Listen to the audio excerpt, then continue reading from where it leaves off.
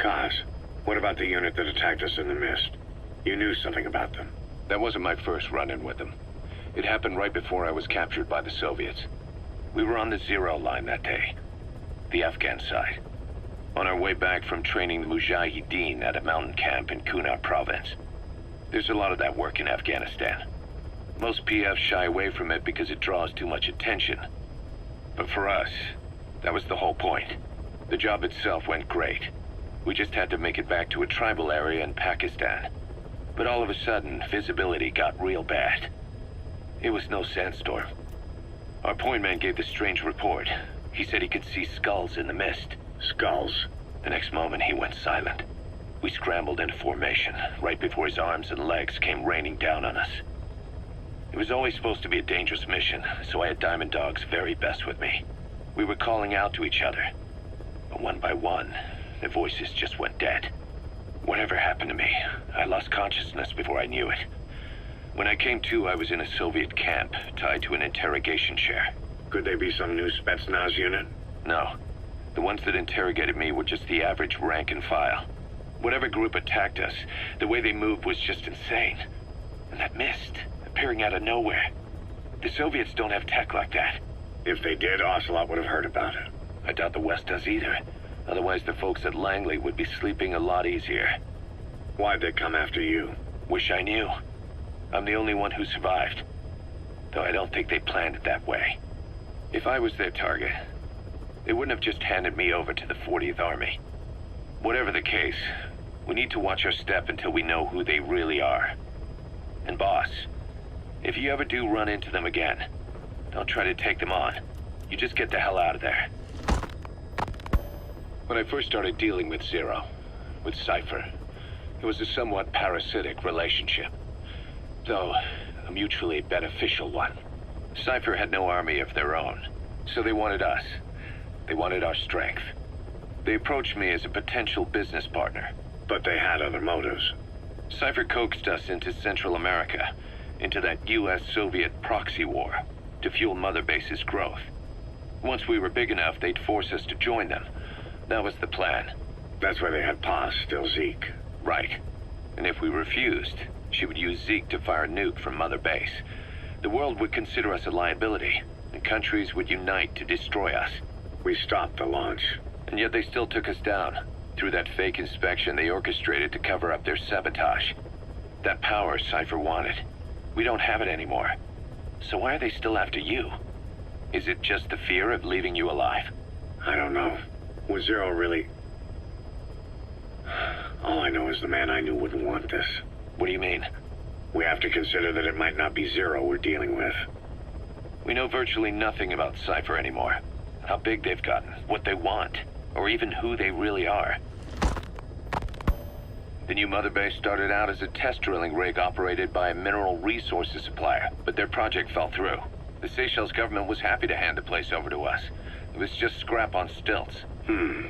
So with a few dummy construction companies set up as fronts, we started renovating the half-finished rig. From the outside, it looked like the project was back on rails. Kaz, you... What? I see what you're doing. Recreating the Mother Base we had 9 years ago. Only this time. That's right. The Mother Base Cypher thought they destroyed will return from the grave to kill them.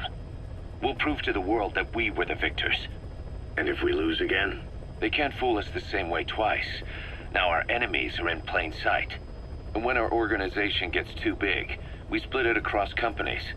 Any company that draws attention gets liquidated, and its capital is back-channeled into a new company. Most PFs are small-time operations anyway. And in this business, the minnows go bankrupt all the time. We've never aroused suspicion. Plus, we have Hewick. Hewick?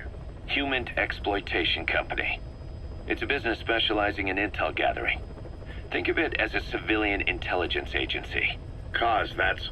Remember what they were trying to accomplish at the prison facility in Cuba? That gave me the idea. We dispatch moles into conflict zones around the world, and each sets up an intel network on site. Then they stay in place to give us stable points of contact when other nations intervene in the conflicts. Hewick's strength is that it has a cutout at each level. You get your job from one guy, then you hand it off to another. No one has direct access. It's a perfect black box. Hewick members also work their way into the superpowers intelligence agencies to make sure Diamond Dogs gets work. We have those countries by the balls. That's our deterrent when we need it. Networking? In the intelligence community? Sure, that's how we've grown this far. And when you go out on missions, intel from Hewick will be there to back you up. But despite all that, Cypher has its eyes on us. The only reason I'm not dead is that they needed to know where you were. Figured if you woke up, I'd go straight to you. That's why you made that ruckus at the Zero line. Yeah, to make their own surveillance work against them. I think it took some of the heat off Cyprus. Kaz. Then I just had to wait for you to save me. And I've gotten used to waiting. Kaz. That's not all.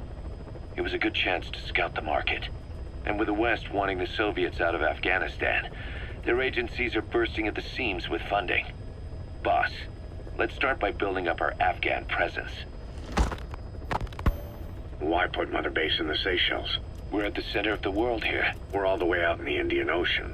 Come on. Lebanon, Sri Lanka, East Timor, and Africa. From here, our reach extends to conflict zones the world over, including Afghanistan, of course. So it's prime real estate for a mercenary. Exactly.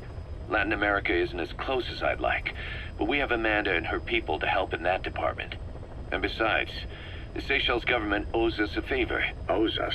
The Seychelles has strong ties to the East, which the West wanted to shake up. It came to a head 3 years ago, in an attempted coup. It was a force of South African mercenaries, with U.S. backing behind the scenes.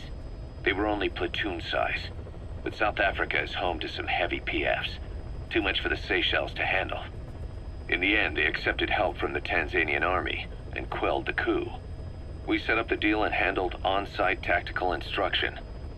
That led to some training work for the Seychelles military. And when we put down a mutiny within their forces, well, we made a lot of people happy. They don't pay us. They just let us have a piece of their offshore territory on the promise we'll come running if something else happens. So we're bodyguards, too. It's a good setup. We can only take Mother Base so far here. We'll have to find somewhere else when this place starts getting big. Aren't you being a little hasty? Nothing hasty about it. You're back with us now. So, Kaz, the ship that took us from Cyprus, it used to be a whaler. Yeah, a Japanese vessel. How was the voyage? It was... stimulating. Well, she was part of a whaling fleet up until a few years ago. Her displacement isn't anything to write home about, but she can really move. She still had plenty of life left in her, but then the work dried up. Global opposition to whaling has been mounting for years. Is that right? The push to ban it has been gaining traction for a little over a decade.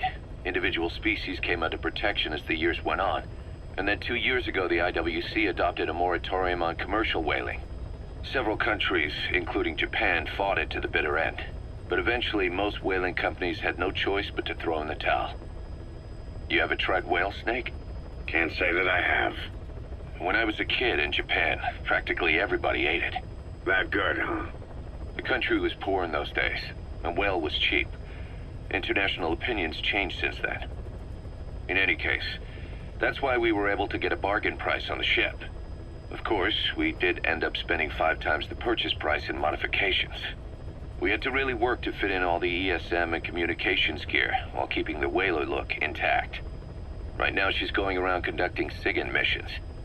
In the future, we plan to use her as a communications relay base between you and Mother Base, and also as a chopper resupply vessel. Diamond Dogs. The word diamond originally comes from the Greek adamas.